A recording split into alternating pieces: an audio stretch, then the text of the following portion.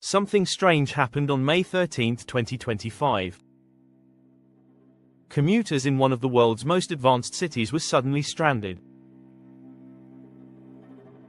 Lights flickered, platforms went dark, and entire sections of the London Underground came to a complete halt.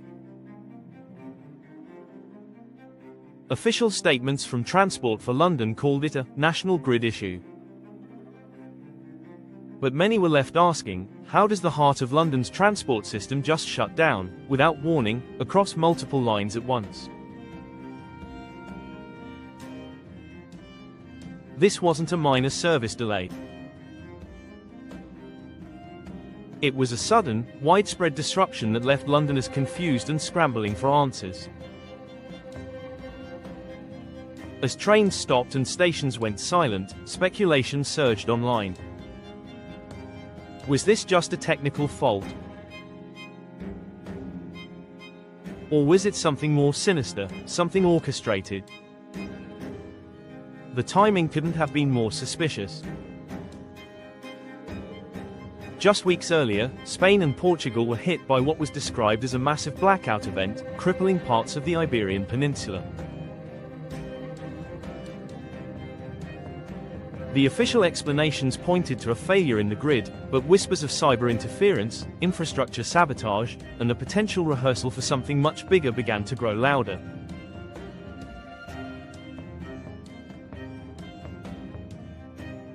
And now, here we are, London, a global capital, brought to its knees by an unexplained power disruption. So the question begins to form: are we witnessing isolated incidents? Or is there a deeper pattern unfolding, one that connects the dots between multiple national failures and something far more global in scale? Could these so-called technical issues be trial runs? Early warnings? Or even carefully planned operations designed to test responses, reactions, and readiness? As we look around the world, energy systems are being pushed to their limits.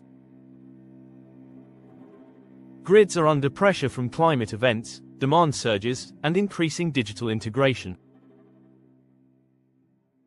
But beyond the surface-level explanations, there's another theory gaining traction. A theory that asks, are we being prepped for a global blackout? In a world where power grids are now controlled by digital networks, where energy infrastructure is more vulnerable than ever before, and where geopolitical tensions are escalating, the possibility of a cyber attack is no longer science fiction.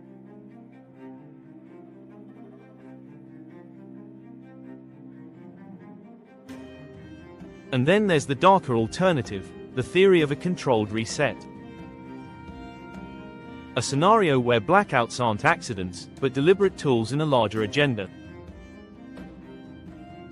In this video, we're diving deep into the facts, timelines, case studies, and global implications.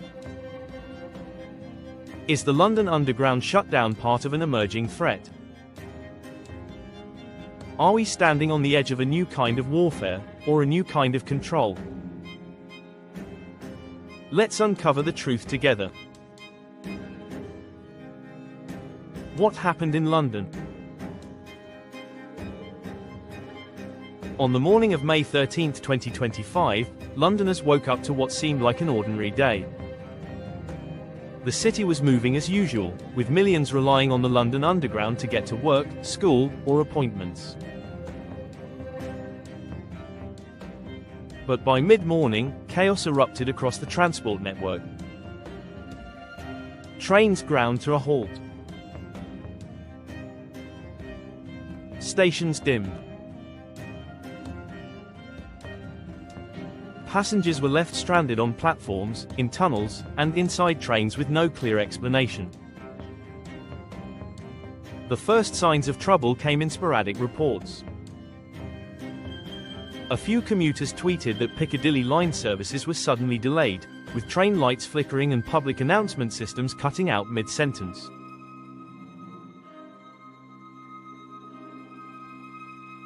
Within minutes, the situation escalated. Multiple lines were affected: Victoria, Jubilee, Central, and parts of the Northern Line. Not just individual trains, but entire corridors of the tube system seemed to lose power simultaneously. It wasn't long before Transport for London released an official statement.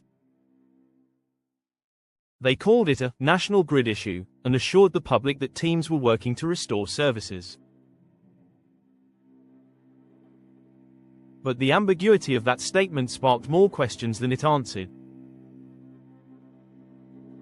What exactly does a national grid issue mean? And how could it paralyze such a vast, interconnected system in the middle of the day? The national grid itself followed with a short press release, confirming a brief and unexplained fluctuation in energy supply to central London. They did not label it a cyber attack. They did not call it sabotage. They simply stated that the system had experienced an unplanned interruption, and that backup systems were engaged immediately to stabilize the network. Yet the damage was already done. The disruption lasted for over 2 hours in some areas, with residual delays and cascading system failures continuing into the afternoon. What's more troubling is the lack of a clear cause. No severe weather. No reported physical damage to the grid. No ongoing maintenance work that would justify a total system failure of this magnitude. And when eyewitness accounts began to surface, the situation seemed even more unusual. Several passengers reported that trains didn't simply slow down, they stopped suddenly, as if someone had pulled the emergency brake on the entire network. Others described complete darkness in certain stations, with emergency lighting failing to activate in time. One commuter even stated that mobile signals inside underground corridors were lost for longer than usual, hinting at a broader digital shutdown beyond just the power supply. These eyewitness anomalies add a chilling layer to the story. Because if this wasn't a mechanical failure, and if it wasn't a localized outage caused by overload, then what was it? Could this be the result of a vulnerability in the city's digital infrastructure? After all, nearly every aspect of London's transport system is now controlled through digital platforms, from signalling and scheduling to lighting, ventilation, and communication.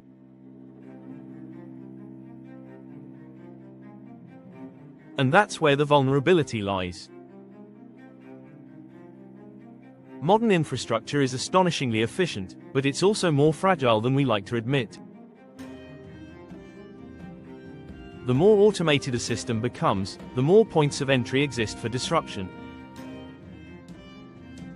Cybersecurity experts have long warned that power grids and transport networks are prime targets for malicious attacks, not because of the physical destruction they cause, but because of the psychological and economic impact.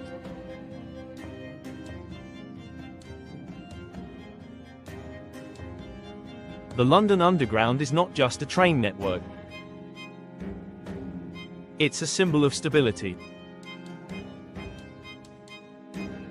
It's the bloodstream of the city. When it stops, life in London freezes.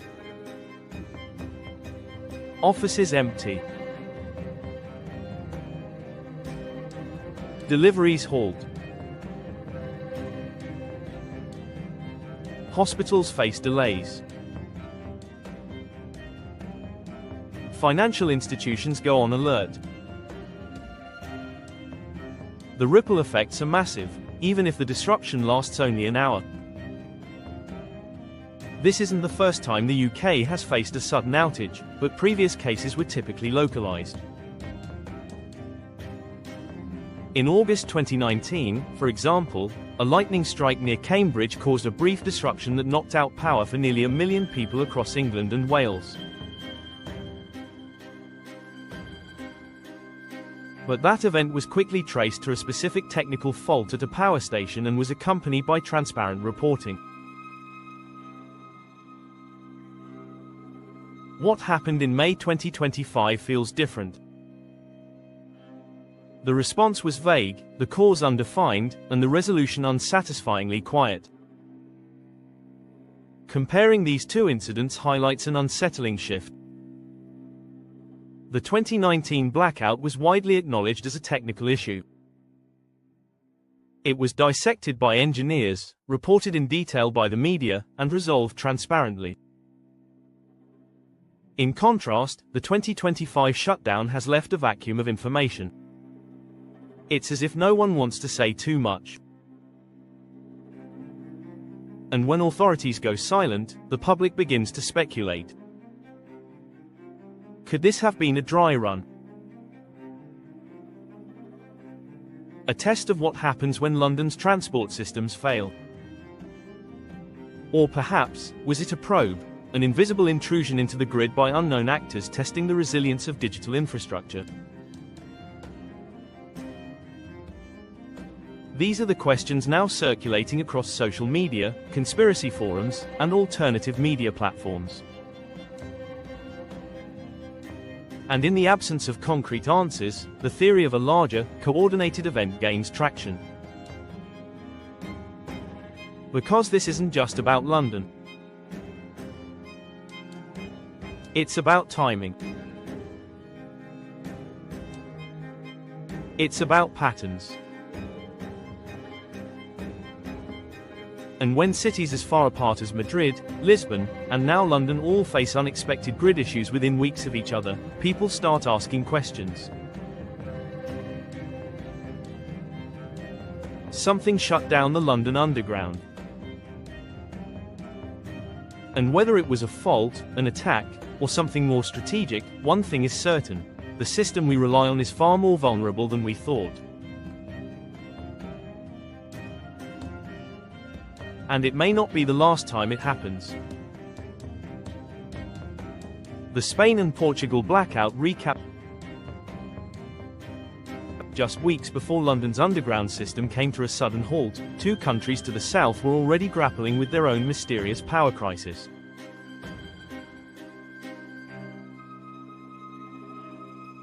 On April 27, 2025, vast regions across Spain and Portugal plunged into darkness.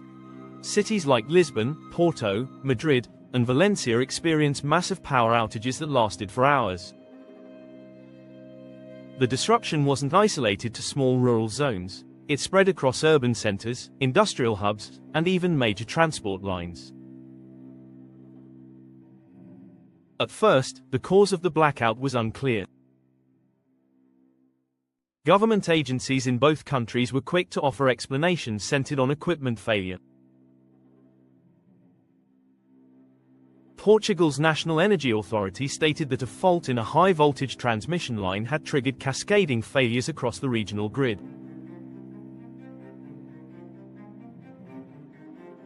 Spain echoed similar sentiments, pointing to a rare synchronization issue between load balancing systems that link the Iberian grid to the broader European network. But not everyone bought into the official story. Energy experts raised concerns almost immediately. If this was truly a technical glitch, why did backup systems not kick in fast enough? Why did two independent nations, with their own grid management authorities, suffer synchronized failures almost simultaneously? And why did the blackout affect communications, digital infrastructure, and even water supply in some areas? That's when a troubling theory began to emerge. What if this wasn't a glitch? What if someone, or something, had probed the Iberian Peninsula's power systems, looking for weaknesses? Spain and Portugal are both deeply integrated into Europe's energy grid, but they also sit on geographic and digital peripheries. That makes them uniquely vulnerable to both physical and cyber disruptions. Over the past few years, cyber attack attempts against Iberian infrastructure have been rising steadily. In 2023 alone, Spanish intelligence intercepted multiple digital intrusions aimed at energy companies and transportation sectors. In 2024, Portugal's military revealed that it had traced several attempted network breaches back to unidentified foreign actors. It's within this context that the 2025 blackout becomes far more suspicious. The sheer scale of the disruption suggests a coordinated failure, not a simple accident. Power was lost in multiple regions within seconds, suggesting either a simultaneous systems collapse or an external trigger that impacted critical grid nodes. Emergency protocols that were designed to isolate and contain failures didn't seem to work effectively. Mobile towers, Wi-Fi routers, and even government systems experienced delays or went offline entirely in some areas. All of this points to something far beyond a random equipment malfunction. What makes the blackout even more unsettling is its timeline. Just 16 days after the Iberian incident, London's transport grid faulted without warning. While Spain and Portugal lost residential and regional power, London lost mobility and transit. One affected homes and utilities. The other targeted movement and connectivity. But in both cases, the result was the same: disruption, confusion, and a chilling silence from those in charge. Despite the differences in geography and grid structure, there are common threads. In both events, the cause was vaguely defined. The explanations were delivered quickly but lacked technical depth.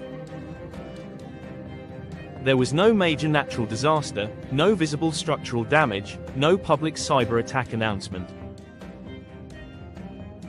Both events left populations in the dark, literally and figuratively.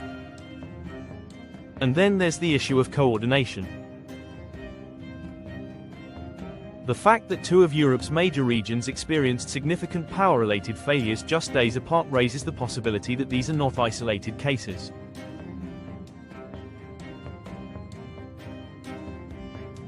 The proximity in time suggests a potential rehearsal, a staged interruption to test how different regions respond under pressure.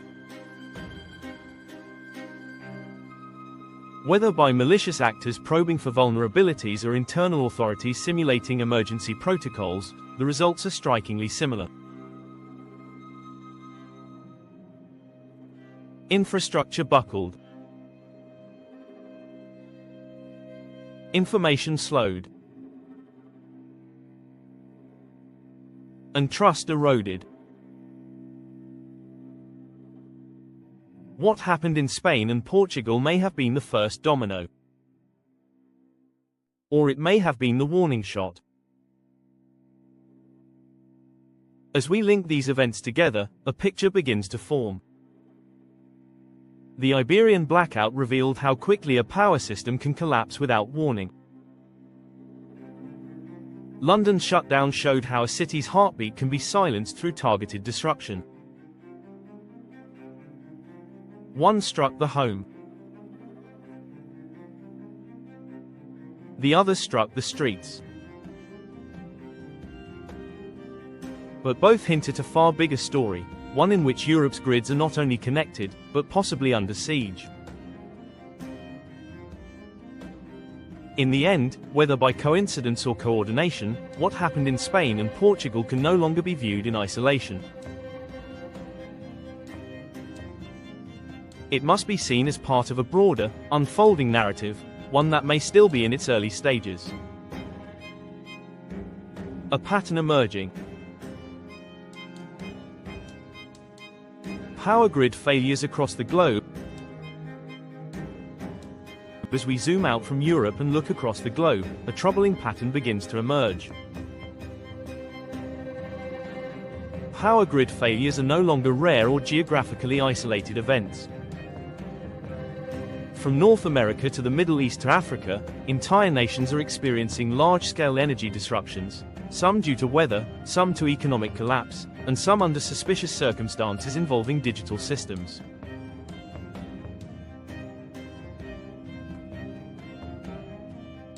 The common thread: critical infrastructure is breaking down more often, with greater impact and less explanation. Let's go back to February 2021, when the US state of Texas experienced one of the most catastrophic blackouts in modern American history. A brutal winter storm brought freezing temperatures, but what shocked experts was not the cold, it was how quickly the power grid collapsed. Millions of Texans were left without heat, electricity, or water. Hospitals scrambled to stay operational. Supermarkets were wiped clean. At least 246 people died due to hypothermia, carbon monoxide poisoning, and medical equipment failure. The initial blame was placed on the weather. But a closer look reveals that the real issue was the fragility of the power grid. Texas operates largely independently from the national grid, managed by the Electric Reliability Council of Texas, or ERCOT. This autonomy was designed to avoid federal regulations, but it also made Texas vulnerable. When generation sources, including natural gas, coal, and wind, froze at the same time, the system failed to adapt. Critics later revealed that regulators had ignored previous warnings to winterize the infrastructure. Even more disturbing were reports that software managing the energy load balancing had malfunctioned, automatically shutting down power stations to avoid a grid-wide collapse.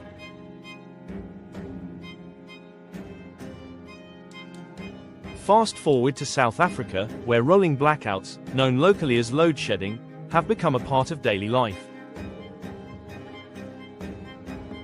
What once was a temporary inconvenience has now become a national crisis. The country's power utility, Eskom, has been struggling for years with aging infrastructure, mismanagement, and corruption. In 2023 and 2024, South Africans experienced power cuts lasting as long as 12 hours a day. Schools shut down. Small businesses collapsed. Crime surged during nighttime blackouts. While much of South Africa's crisis can be attributed to economic and logistical issues, the deeper concern lies in its predictability. The rolling blackouts follow a schedule. Citizens are informed ahead of time which areas will lose power and when. On the surface, that seems like a form of control. But some experts argue that this predictability is also a red flag. It suggests a system not merely overwhelmed by demand but possibly engineered to reduce energy usage for reasons beyond technical. Lebanon presents a darker example. In 2021, the country experienced a full-scale power outage that left the entire nation in darkness for over 24 hours. This wasn't just a blackout, it was a collapse. With its two main power stations running out of fuel, the grid fell offline entirely. Hospitals, airports, and government offices relied on backup generators, many of which eventually failed as well. The cause? Years of political dysfunction, financial crisis, and corruption had left Lebanon unable to purchase sufficient fuel for its power stations. But the suddenness of the blackout led many to question whether the outage was purely logistical, or whether it was a form of pressure, even punishment, exerted by unseen forces in a nation on the brink of collapse.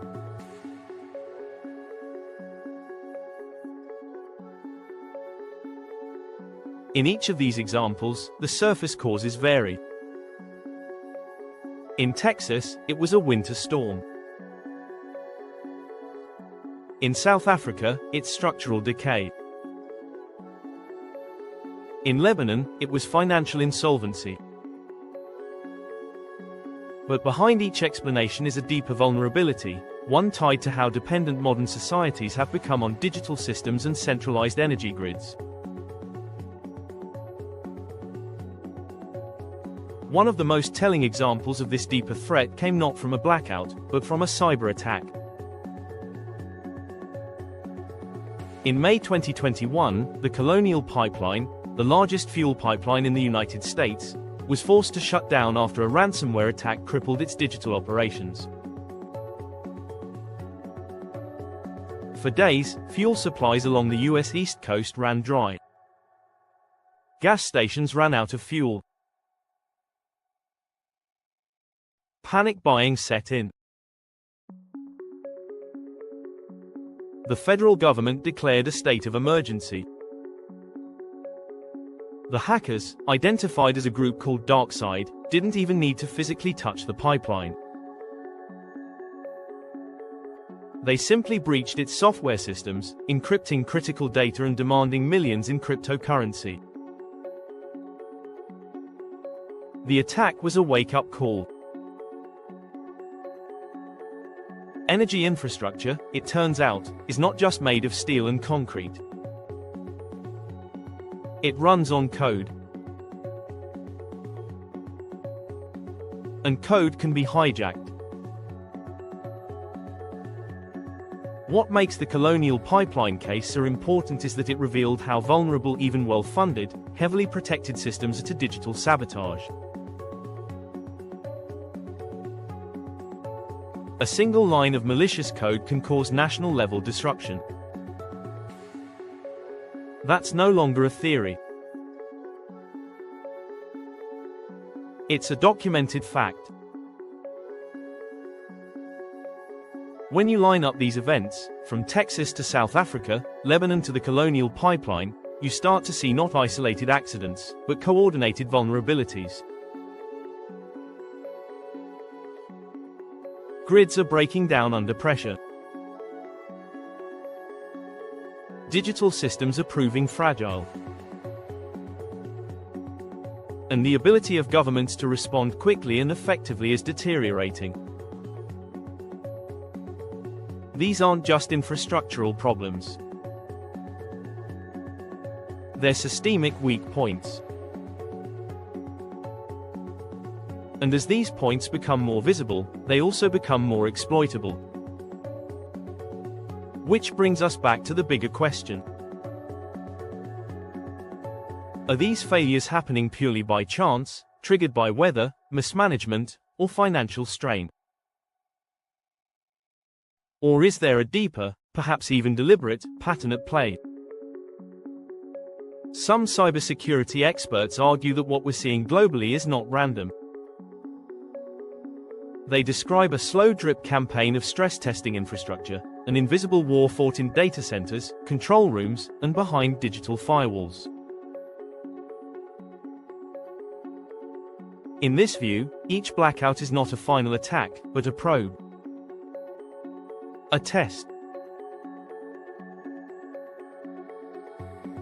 A warning. Others point to political motives. When energy collapses, so does social order. And in that vacuum, governments can enact sweeping changes, emergency laws, curfews, rationing systems, and digital control measures, all in the name of public safety. It's a pattern as old as history. Create the crisis, then offer the solution. Whether accidental or engineered, one thing is clear. The global energy network is not as stable as we thought. The systems we depend on for light, heat, mobility, and communication are deeply interwoven and deeply vulnerable.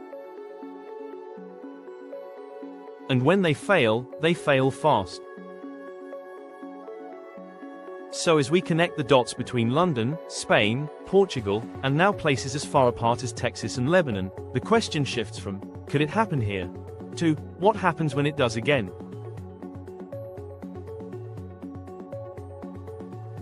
Because based on the evidence so far, it's not a matter of if. It's a matter of when. Cyberattack, the silent threat. In today's world, a war doesn't always begin with tanks, missiles, or bombs. Sometimes, it starts with a few lines of code. And when it comes to the world's energy systems, power grids, fuel pipelines, water supplies, the most dangerous enemy may not be visible at all. It may be sitting quietly in a server, waiting for the right moment to strike. Modern power grids are marvels of technology. They are intelligent, automated, and incredibly efficient. But with those advancements comes a heavy price.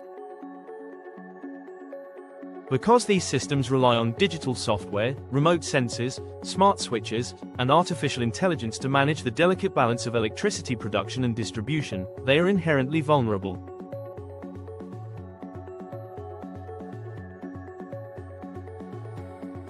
If someone can access the digital core, they can control the physical infrastructure without ever stepping foot inside a power station.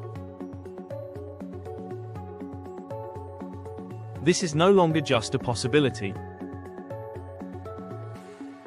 It has already happened. In December 2015, Ukraine became the first country in history to suffer a power blackout caused entirely by a cyber attack. Just before Christmas, hackers targeted 3 regional power distribution centers, shutting off electricity to over 230,000 people. Lights went out across neighborhoods. Offices fell silent. Control systems at utility companies stopped responding. The attackers had used malware known as black energy to gain access to industrial control systems. Once inside, they launched a coordinated assault that not only cut the power, but disabled backup systems and even destroyed some equipment. The attack lasted only a few hours, but its implications were enormous. It proved that a well-coordinated digital operation could disrupt a nation's energy supply with surgical precision. Investigators later traced the attack to a group known as Sandworm, believed to be affiliated with Russian military intelligence. The method was sophisticated, but the goal was simple: send a message. The Ukraine blackout wasn't just a demonstration of capability. It was a warning to the world that the age of cyber warfare had arrived. Even before Ukraine's crisis, the world had already witnessed a digital weapon that changed everything. In 2010, a computer worm named Stuxnet was discovered inside Iranian nuclear facilities. At first glance, it looked like just another virus. But as researchers dug deeper, they realized they had found something unprecedented. Stuxnet wasn't designed to steal data. It was designed to destroy machines. Specifically, it targeted the centrifuges used in Iran's uranium enrichment program. Stuxnet worked by silently reprogramming industrial controllers, making them spin at speeds that would eventually break the machines. All the while, it sent false signals to monitoring software, hiding its effects until it was too late. It's widely believed that Stuxnet was the product of a joint operation between the United States and Israel, and its success changed the rules of conflict forever.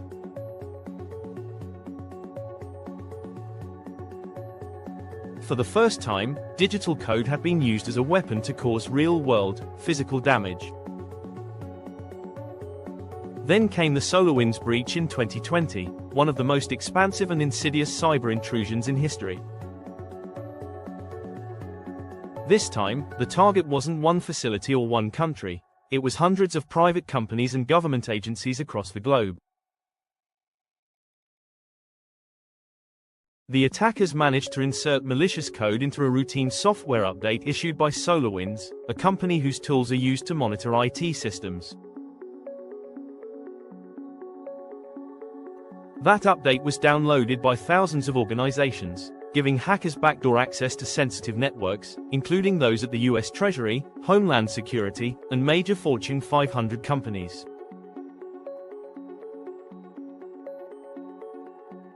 What made SolarWinds so dangerous was how long it went undetected. The attackers had months to observe, extract, and manipulate data without triggering alarms. And while the breach didn't result in immediate power failures or public chaos, it revealed just how deeply digital supply chains can be compromised without anyone noticing.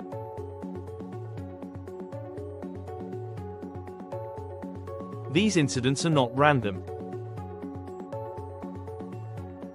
They form a timeline of escalation. A blackout in Ukraine. A worm in Iran.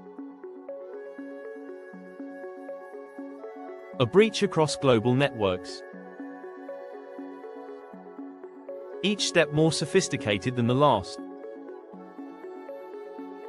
Each one proving that infrastructure, no matter how secure it may seem, is vulnerable to invisible enemies.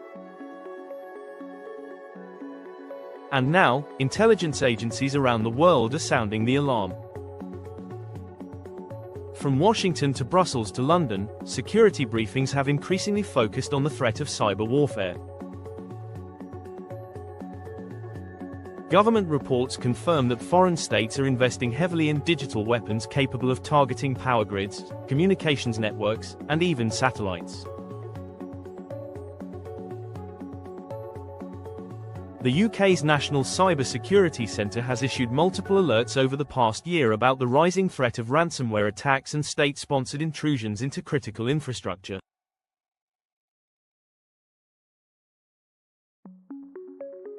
Similar warnings have been echoed by the US Cybersecurity and Infrastructure Security Agency, which has stated outright that cyber attacks on energy infrastructure are not just likely, they're inevitable.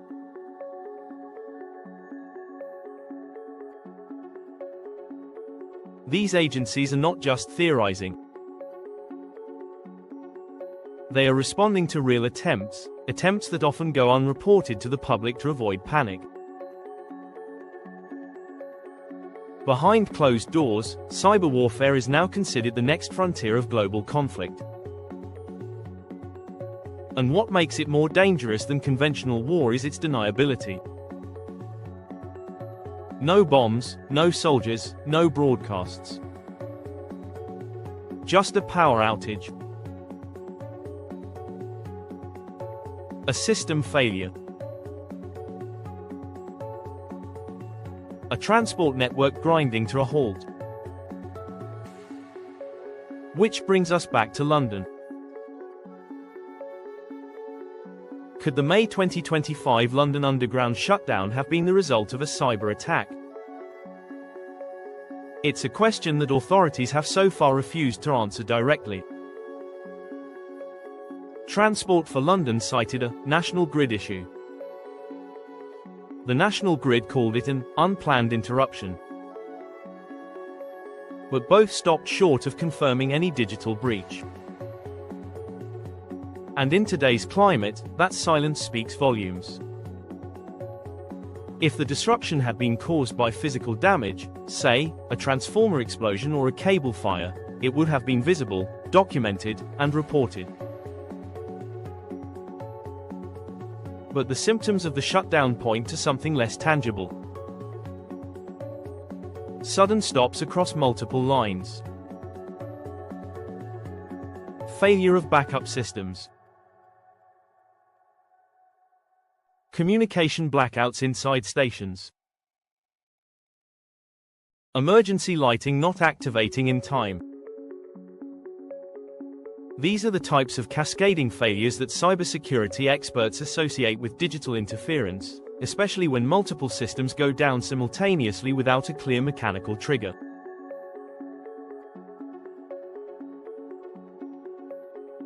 Some researchers have quietly suggested that London's incident may have been a probe. Not a full-scale attack, but a limited intrusion designed to test the city's response. How fast would the authorities react? How well would emergency protocols function? How would the public behave? These are all metrics that foreign actors or even domestic planners might want to understand before something larger occurs. Others propose that the event may have been a form of silent signaling. In cyber warfare, showing capability is sometimes more valuable than causing chaos. A digital adversary might choose to demonstrate that they can flip the switch, without actually doing it. That demonstration alone can be a powerful message. It can influence politics, shift economic behavior, and shake public confidence in a way no traditional weapon ever could. The truth is, we may never get a full admission. Cyberattacks are notoriously hard to attribute with certainty. Governments are reluctant to confirm them because doing so opens up new vulnerabilities, invites panic, and could even trigger escalation. But as we examine the facts, the timeline, and the growing frequency of grid failures around the world, the likelihood that London's shutdown was part of a larger cyber campaign becomes harder to ignore.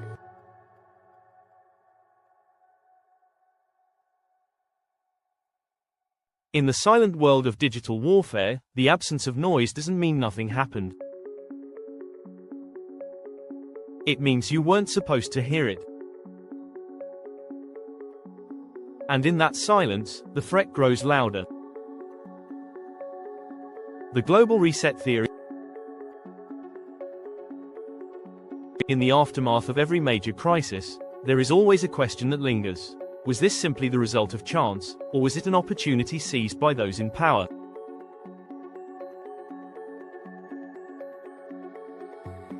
For some, the recent wave of blackouts and infrastructure disruptions across Europe and the world seem too timely, too synchronized, and too convenient to be merely coincidental.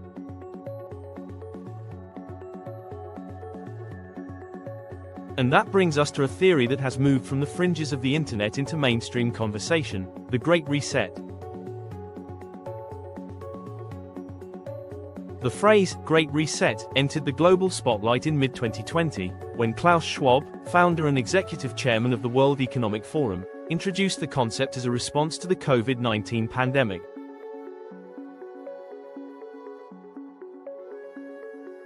According to Schwab, the pandemic revealed deep weaknesses in our global systems: economic inequality, environmental collapse, and unsustainable models of consumption. His solution: a coordinated effort to redesign the entire global economy, one that prioritizes sustainability, inclusivity, and resilience. The proposal was branded as the Great Reset, and it was unveiled not in secrecy, but at a high-profile WEF summit with the participation of global leaders, CEOs, and major media outlets. To its supporters, the Great Reset is a necessary and forward-thinking initiative to future-proof our planet. But to its critics, it is a well-dressed rebranding of centralized control, one that would usher in a new era of surveillance, technocracy, and top-down governance under the guise of global progress.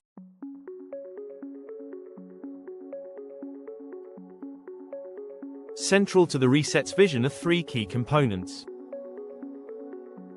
First, the restructuring of economic systems, including the digitization of money. Second, the push toward environmental goals through radical shifts in how we consume resources. And third, the increased role of global institutions in managing crises, often at the expense of national sovereignty. These goals may sound noble in theory, but the tools being proposed to achieve them raise serious questions. One of the most controversial elements is the rise of central bank digital currencies, or CBDCs. Unlike decentralized cryptocurrencies such as Bitcoin, CBDCs are fully controlled by state central banks. They can be tracked, traced, and even programmed. In a world where physical cash disappears, every transaction can be monitored. And in extreme cases, accounts can be frozen, spending restricted, or funds expired. This level of control, many argue, goes beyond economic modernization. It borders on financial coercion. Alongside digital currencies is the push for digital IDs. These are not your average identification cards. These IDs would be integrated with your health records, financial history, biometric data, travel logs, and even your carbon footprint. Already, several countries and regions are experimenting with such systems under the banner of improving convenience and security. But critics warn that tying access to basic services, transport, healthcare, and banking, to digital identity systems is a slippery slope towards social credit-style governance. Now imagine a scenario where the global energy infrastructure begins to fail. Power grids collapse in waves. Transport systems are disrupted. Communications falter. Governments respond by urging people to limit their energy use. Suddenly, access to electricity, gas, and even digital services is conditional, not on payment, but on behavior. Those with approved digital IDs and stable CBDC accounts may find themselves prioritized. Those who fall outside the system, or who question its design, may find themselves without access at all. Could the blackouts we're seeing be more than just accidents? Could they be pressure points, strategic disruptions designed to create a climate of fear and urgency, one where populations are more willing to accept radical changes in exchange for stability?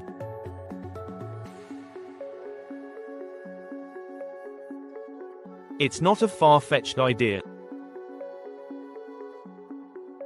History is filled with moments where crises have paved the way for sweeping transformations. The aftermath of World War II led to the creation of the United Nations and Bretton Woods.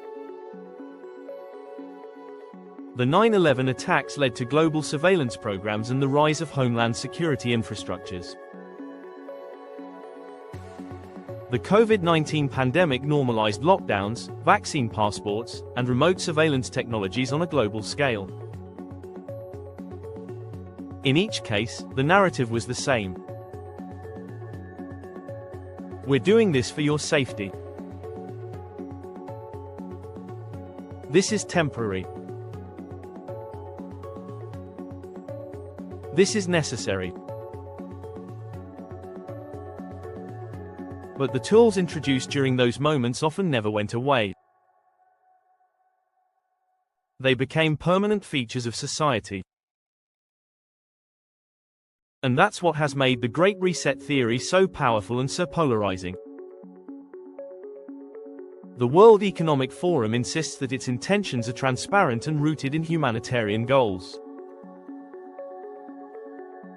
They argue that in an interconnected world facing climate change, pandemics, and economic instability, centralized coordination is not tyranny, it's logic. But to skeptics, the very language used by the WEF is concerning. Phrases like, "You'll own nothing and be happy," which emerged from the promotional materials, have been widely criticized as tone-deaf at best. What does it mean to own nothing in a world governed by digital contracts, smart devices, and subscription-based everything? What happens when your access to goods, services, and even power is mediated through platforms that can change the rules overnight? This is where blackouts take on a new meaning.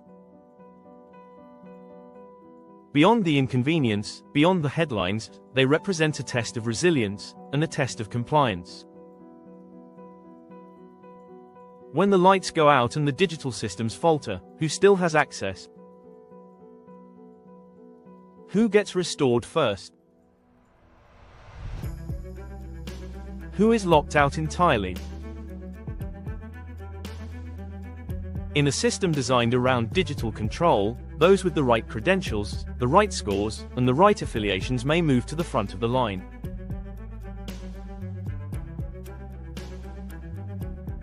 Others may be left in the dark, literally. Some believe that these staged collapses, whether real or orchestrated, are not just signals of failing infrastructure. They are signals of a new kind of reset, one where control is no longer maintained through borders or armies, but through access. Access to energy. Access to money. Access to movement. If this is true, then the recent events in London, Spain, and Portugal may represent early trial balloons. Not just stress tests of the power grid, but social tests of public reaction. How do people respond to uncertainty? How do they adapt to new systems? How quickly do they embrace digital tools that promise stability but demand conformity?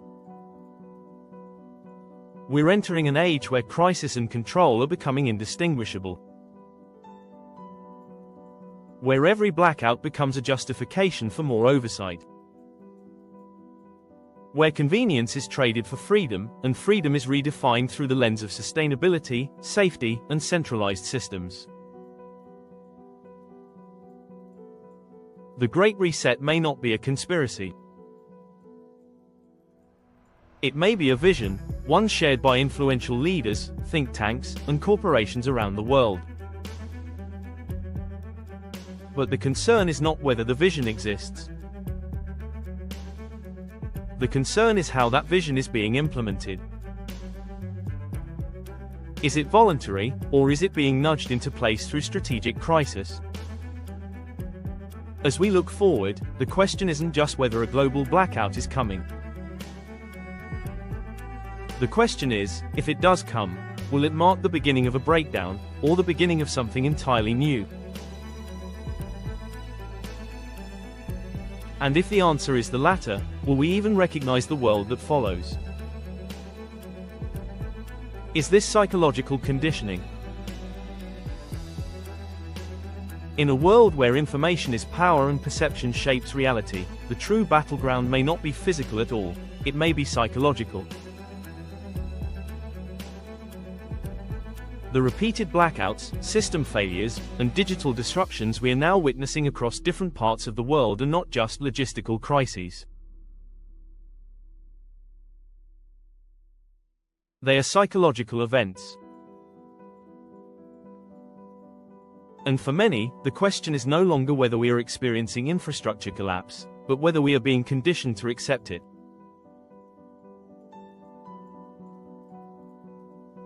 Fear is a powerful tool.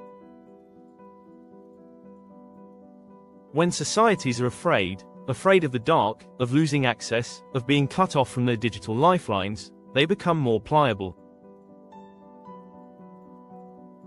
History has shown time and again that fear softens resistance.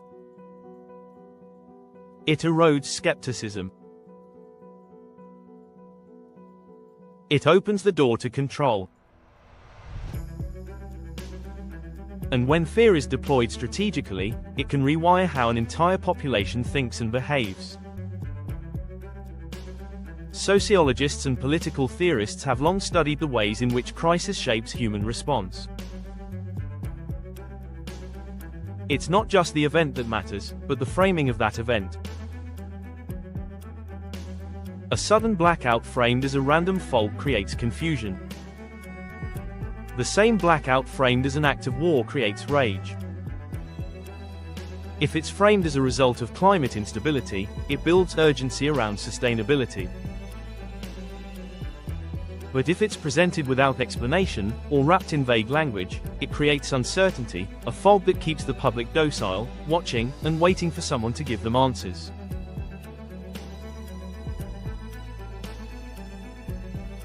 This is where psychological operations, or PSYOPs, enter the conversation.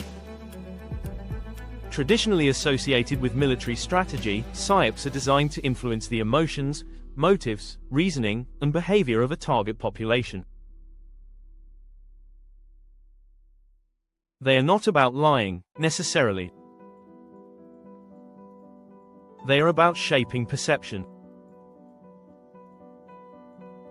And in the digital age, perception is everything. Could the repeated blackouts in London, Spain, Portugal, and elsewhere be part of a larger psychological operation? If they are, then their purpose may not be immediate control, but long-term adaptation. Each new failure conditions the public. Each unexplained outage normalizes unpredictability. People begin to expect instability. They start planning for it. They get used to life in crisis mode. This psychological fatigue leads to something called learned helplessness.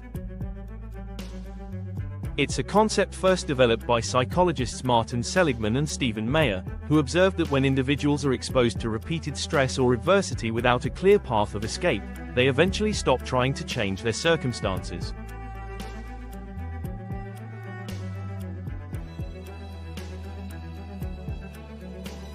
They accept their condition. They wait for authority to solve the problem. Applied at scale, this phenomenon becomes a societal coping mechanism. Citizens stop demanding answers and start hoping for relief, regardless of the cost. Media plays a crucial role in reinforcing this process. The way these blackouts are reported, explained, and discussed shapes public interpretation. If every headline downplays the severity of the incident, calling it a technical glitch or routine failure, the message is that this is normal.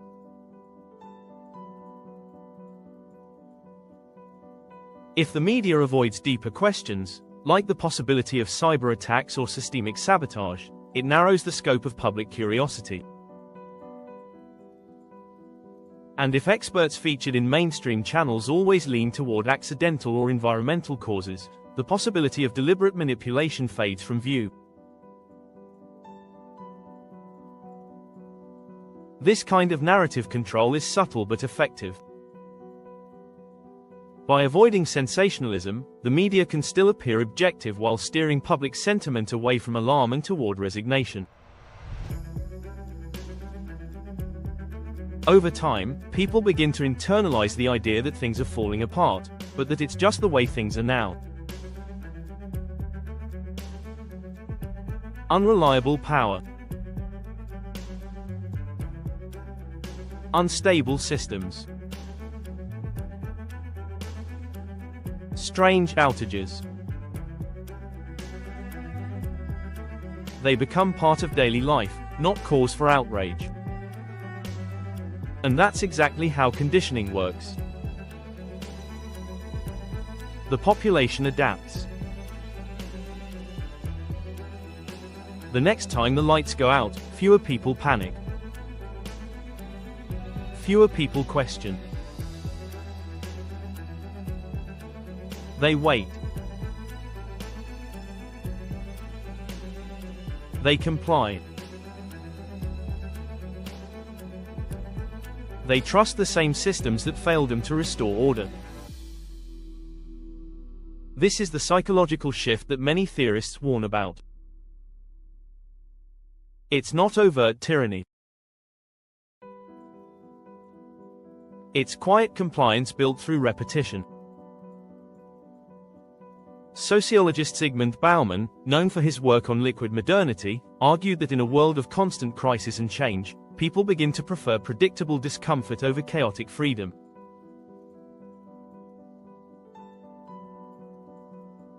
They are willing to trade autonomy for reassurance, even if that reassurance is offered by the same institutions that created the crisis. Philosopher Michel Foucault described a similar phenomenon in his analysis of power and discipline, where control isn't always forced, it's internalized. People begin to regulate themselves, to self-censor, to behave in ways that align with the dominant narrative without being told to. In this context, blackouts become more than infrastructure failures. They become exercises in control. They test the limits of public patience. They map out weak points in social cohesion. They allow authorities to observe how populations react under pressure, who speaks out, who falls in line, who adapts quickest. The social response to repeated power disruptions is telling. Some people become preppers, stockpiling food and fuel. Others embrace minimalism, reducing dependence on centralized systems. But most simply adjust. They rely more on battery packs, on mobile hotspots, on apps that tell them when the next blackout might hit. And in doing so, they reinforce their dependence on the very networks they no longer trust. This feedback loop, where failure leads to adaptation, and adaptation leads to more control, is exactly what makes psychological conditioning so effective. It doesn't need a conspiracy. It just needs repetition. Each crisis doesn't need to be orchestrated if the system is already fragile. The effect is the same. People begin to live in anticipation of the next shock. And that anticipation shapes behavior more than the event itself. So when we ask whether these blackouts are psychological operations, we may be asking the wrong question. Perhaps the better question is whether the effect is the same regardless of intent. Because once a population is conditioned to accept instability, to live with rolling crises, and to look to centralized authority for solutions, the groundwork for deeper control is already laid.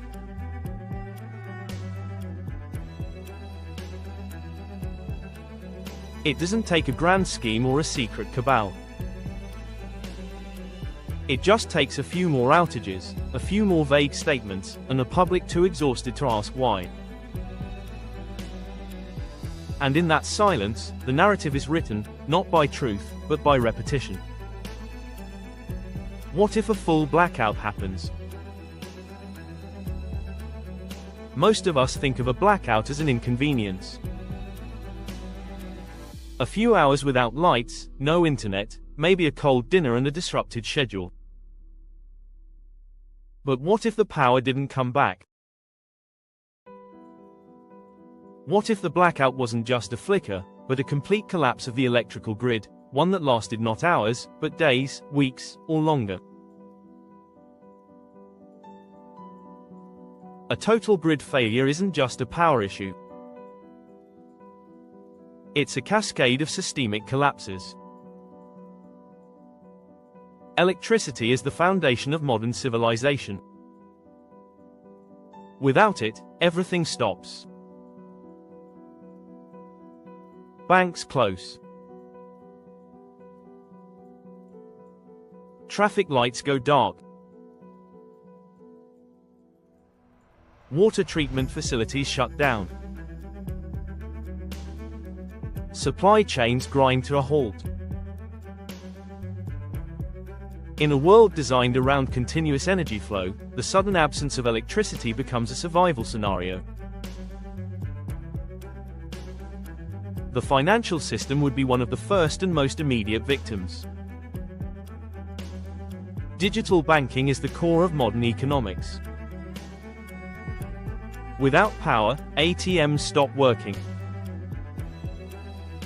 Online transactions fail. Credit and debit cards are useless. Markets crash, not because of speculation, but because they literally cannot function. Within hours, people begin to lose access to their funds. Within days, liquidity freezes, and confidence in financial institutions begins to erode. A full blackout doesn't just pause the economy, it pulls the plug entirely. Next comes water. Few people realize how dependent urban areas are on electricity for water supply. Pumping stations require continuous power to move water from reservoirs to treatment plants and then into homes. Without that energy, water flow stops. Toilets won't flush. Faucets run dry. Hospitals run low on sterilized water within a day. Fire departments lose pressure in hydrants. Even sanitation becomes a crisis as sewage systems overflow and drinking water becomes a luxury. The communication networks collapse soon after. Cell towers go down. Internet routers die. Radio broadcasts become intermittent. News, updates, and alerts vanish from people's lives. Disconnected from information, communities begin to panic. No one knows what's happening, where to go, or how long it will last. In the absence of communication, fear spreads faster than any official message ever could. Food is the next frontier. The modern food supply chain operates on a just-in-time model. Supermarkets receive shipments daily based on predictive algorithms. Without power, refrigeration fails, fresh food spoils, and digital inventory systems crash. Trucks carrying food rely on GPS, fuel stations, and logistical networks, all of which fail when the grid is down. Within 72 hours, store shelves are empty. Within a week, people begin to go hungry. It's in this vacuum of certainty that prepper communities come into focus. For years, they've been mocked as paranoid. But their planning may prove prophetic. Preppers stockpile essentials, water, food, medicine, fuel, and cash. They develop off-grid systems, install solar panels with battery backups, and create communication networks using ham radios. Their worldview is built on the premise that collapse is not a possibility, but a question of timing.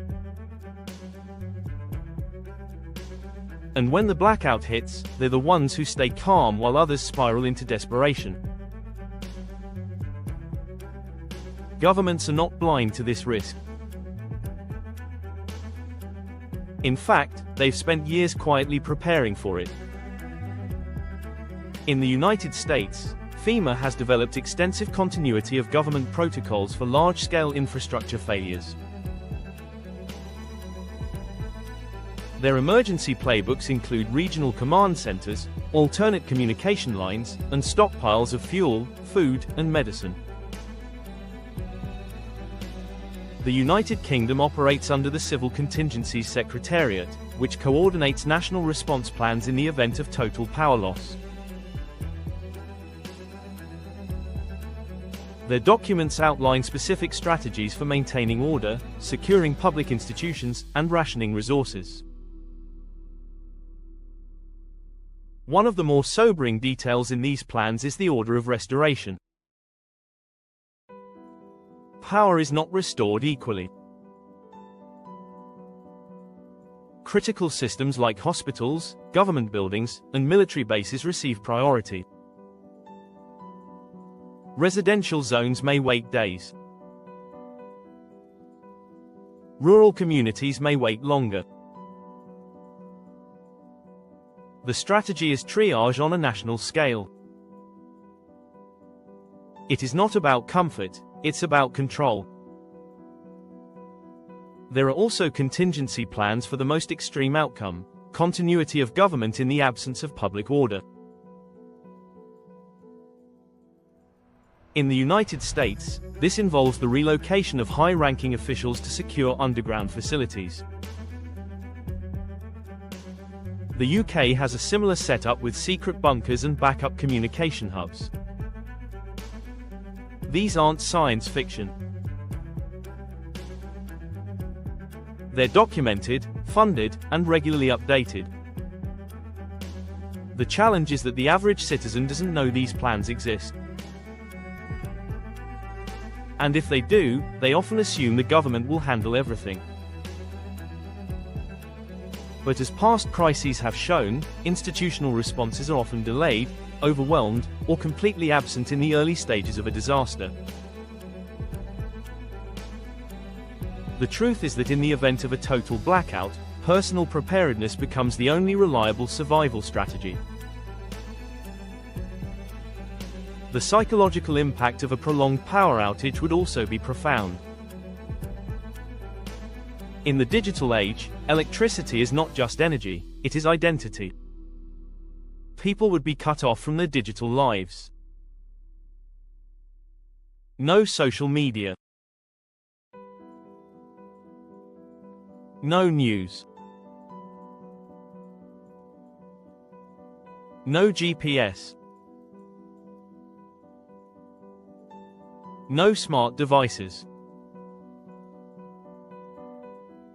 That level of disconnection would trigger panic in ways we've never fully experienced.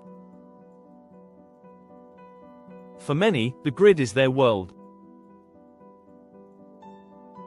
And when it dies, so does the illusion of control. So what if the next blackout isn't just a warning, but the beginning?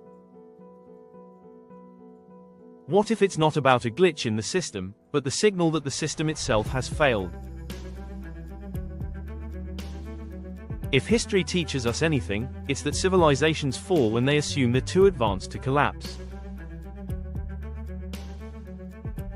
But collapse rarely happens all at once. It begins with lights flickering, sirens silent, and streets growing still. And that moment may be closer than we think. What's really going on? From the sudden shutdown of London's underground to the unexplained blackouts in Spain and Portugal, and from the collapse of power systems in Texas, Lebanon, and South Africa to the invisible war of cyberattacks unfolding behind digital firewalls, the signs are hard to ignore.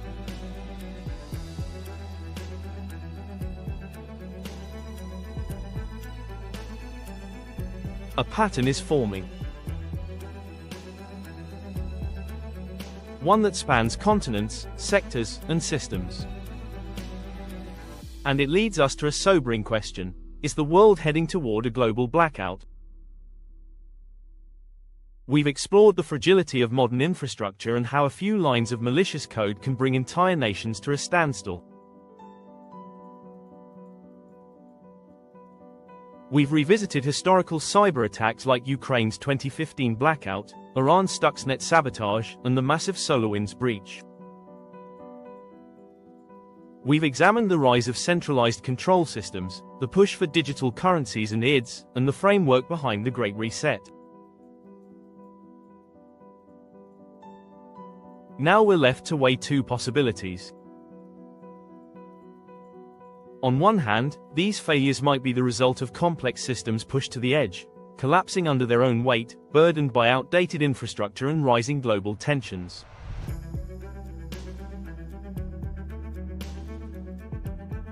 A cyber attack could be an opportunistic strike in a time of heightened vulnerability. On the other hand, the coordinated nature of these disruptions, the vague official narratives, and the eerie overlap with policy shifts around digital identity, centralized finance, and energy control hint at something more deliberate.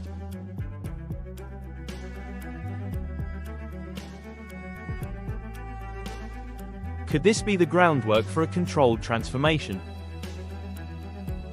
A strategic reset of global systems, using fear, confusion, and dependency as tools for compliance. We may never get a clear answer. And perhaps that's the point. In an age of information overload, silence becomes a powerful form of control. But one thing remains within our reach: awareness. Understanding the patterns. Asking the questions. Preparing not just with supplies, but with knowledge. Because whether this is an accidental collapse or an orchestrated shift, those who are informed will be the ones least shaken when the lights go out.